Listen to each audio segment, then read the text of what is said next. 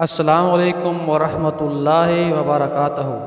آج کا ہمارا تیسرا موضوع کھانے میں برکت کے بارے میں ہے۔ نبی آخر الزمان حضرت محمد صلی اللہ علیہ وآلہ وسلم کا فرمان عالی شان ہے۔ بسم اللہ الرحمن الرحیم۔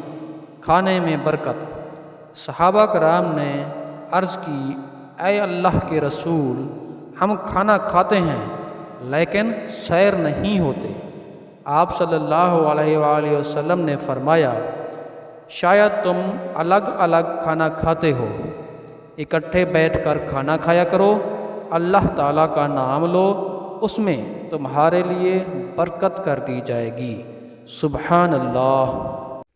مزید ہماری ویڈیوز دیکھنے کے لیے ہمارے چینل کو سبسکرائب کریں اور بیل بٹن دبائیں۔ شکریہ۔ السلام علیکم ورحمۃ اللہ وبرکاتہ۔